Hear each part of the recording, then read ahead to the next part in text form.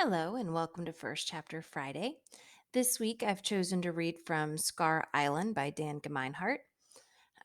So I picked this book up after I read Coyote Sunrise, which is still one of my favorite books this year that I've read. And this one caught my attention, and it is about a boy who's being sent to this kind of juvenile prison alone on this island. And he's done something bad, and they don't tell you right away what it is. They don't actually tell you for a long while what it is. And it's a horrible place. And by some freak accident, all the adults, all the authority figures die. And so these boys of various delinquent measures are left alone on the island. And they decide not to tell anyone that the grown-ups are no longer with them and that they're going to live on their own. And the head adult had called them scabs on society. And so the guys decide to rename the island Scar Island because when you pick at a scar too much or a scab too much, it forms a scar. Hence, Scar Island. Now, our main character, um, Jonathan, doesn't seem like a bad kid, but he's done something bad. And he eventually needs to start standing up and trying to save some of his new friends before things get too out of control. It reminds me a lot of Lord of the Flies. It wasn't necessarily my favorite book reading growing up, but I was like the only one who wasn't a super big fan of it. Um, so I have a feeling that this will actually have a lot of fans once they read it, especially if you like kind of the adventure mystery type genre, because you get a little bit of both here. So here is chapter one. A dark place indeed. It's no fun shivering when you're wearing handcuffs. It doesn't help to be seasick either. Jonathan Grisby sat hunched over in the wildly rocking boat and tried not to throw up. And he tried not to let his teeth chatter together so hard that they shattered. And he tried, at the same time, to look like he didn't care. It wasn't easy. The little boat rocketed off each wave and crashed into the next with a jolt that sent shots of pain into his rear from the metal bench.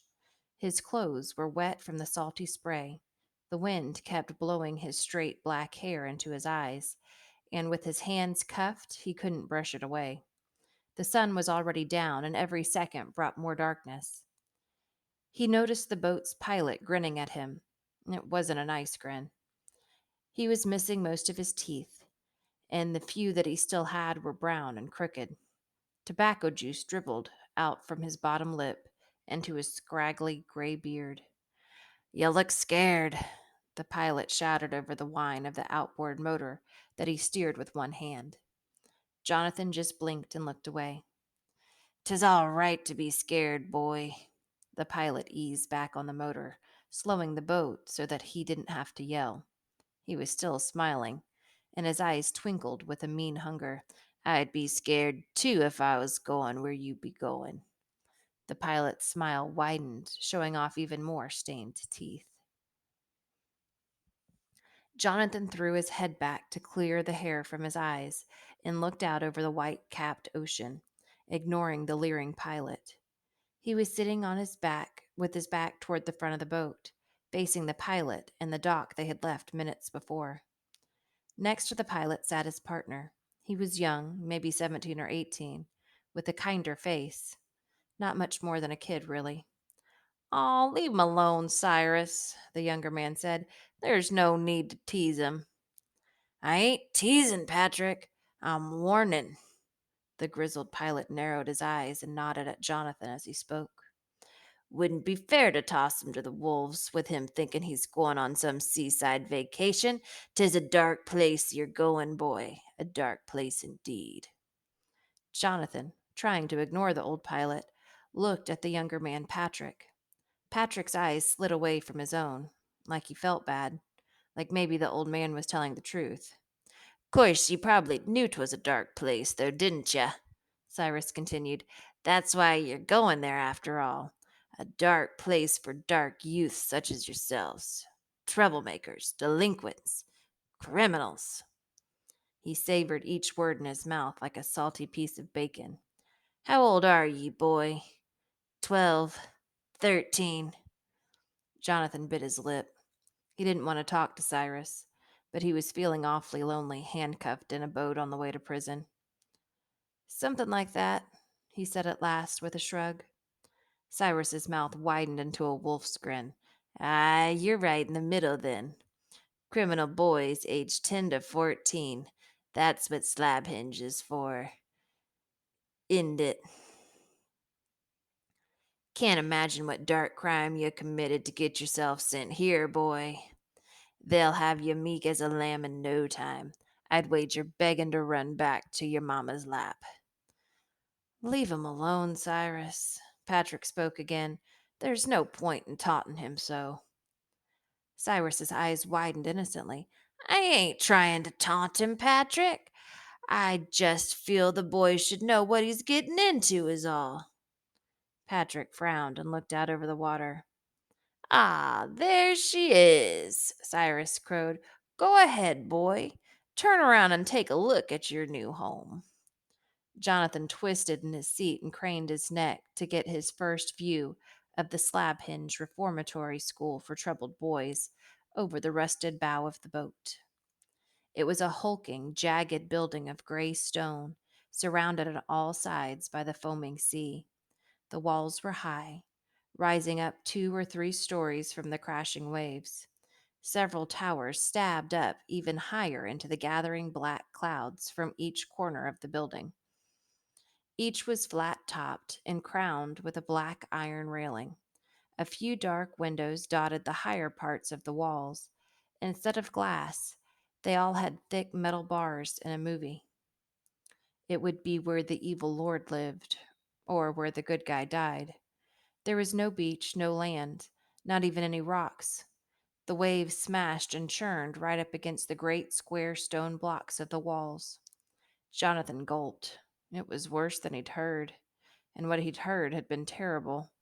He ground his teeth together and let the stiff ocean wind dry his angry tears before they could fall from his eyes.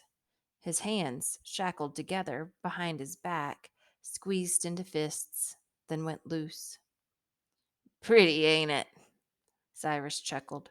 His laugh turned into a cough and finished with a thick spit over the side of the boat. "It weren't always a school, you know. 'Twas built first for lunatics and madmen." Cyrus laughed again. "That there, for the first 100 years or so of its miserable existence, was an asylum, a madhouse, a prison for the criminally insane." Jonathan's eyes wandered over the moss-covered walls, the bars, the turrets, and shadows. It didn't look like the kind of place where the sun would ever shine.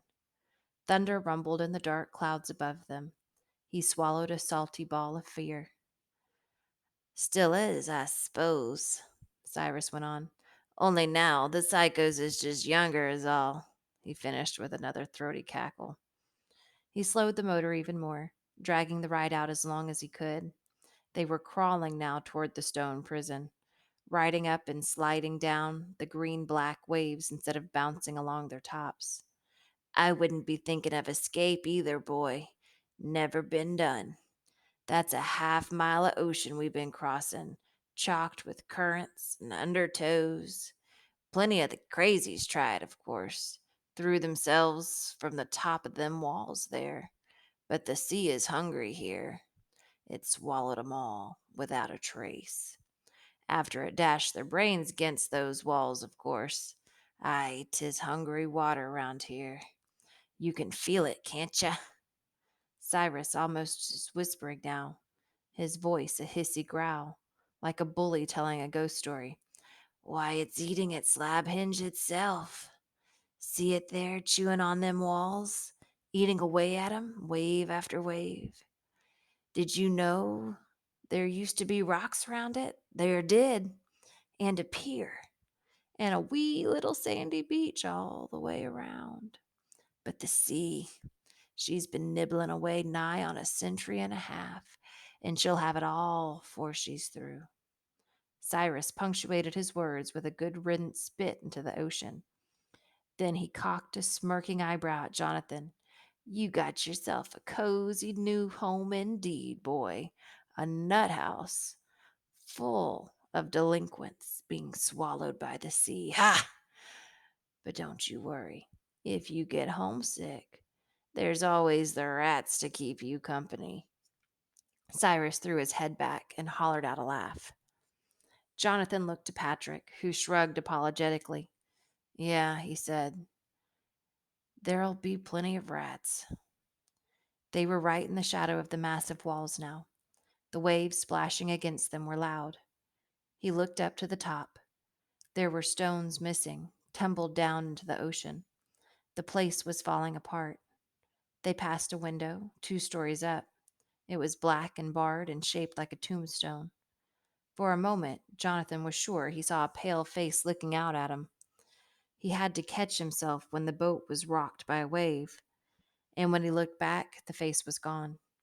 He shivered again, only partly because of the cold. And here we be, Cyrus said. He steered the boat up toward the darkened doorway in the wall, the same tombstone shape as the window. A heavy metal gate blocked the entry, and behind it, a huge wooden door. Stone stairs led down from the gate and disappeared into the black water. The boat nudged up against the submerged stairs, and Patrick leapt out onto the steps, a rope in his hands. He tied the boat off to a rusty metal ring jutting out from the prison wall. Enjoy your stay, Cyrus hollered as Patrick helped Jonathan out of the boat. Don't let Cyrus scare you, Patrick whispered as they climbed the steps toward the door. Just stay quiet and keep on the Admiral's good side. Y'all be fine. What makes you think I'm scared? Patrick looked at Jonathan with raised eyebrows, then up at the dark prison they were entering. Well, good Lord, ain't you? Jonathan almost smiled. Almost. He looked up at the grim, crumbling walls of his new home. It looked bad, just as bad as he deserved. The wooden door creaked open. A giant stood in the doorway, wearing a dark blue uniform with shiny silver buttons. He was skinny as a skeleton, but taller than any man Jonathan had seen in real life. His skin was pale, his black hair short, and he had great dark circles under his eyes. Other than one slow blink, nothing on the man's face moved. Is this the Jonathan Grisby? The man asked in a deep, scratchy voice. Aye, Patrick answered. 'Tis. He pulled some papers out of his jacket pocket and handed them through the bars. How are you, Mr. Vander? Patrick asked, his voice cracked nervously. The man only looked at Patrick from under his dark eyebrows, then jangled a huge ring of keys and unlocked the gate. He swung it open just far enough for Jonathan to slip through. Patrick gave his elbow one last squeeze before letting go. The gate clanged shut. Jonathan felt himself pulled a few steps forward into darkness. The door began closing behind him with a loud creak. Goodbye, Patrick started to say before his voice was cut off by the slamming massive door. A huge hand, hard and strong as iron, closed on Jonathan's shoulder, just as the world turned black. Now, obviously, Jonathan thinks he deserves to be there, so Jonathan's probably a better kid than his circumstances are pointing out to us. Like I said, it reminds me a lot of Lord of the Flies, but what I've read of this book so far, and I'm about halfway through, um, I'm liking it a lot better than I liked Lord of the Flies. And like I said, I was one of the few that wasn't a big fan of that book, but everybody else loved it. So if you love a good adventure story with some mystery thrown in and some boys going a little crazy when they are without adult supervision, this is the book for you. I hope you enjoy it. Happy reading.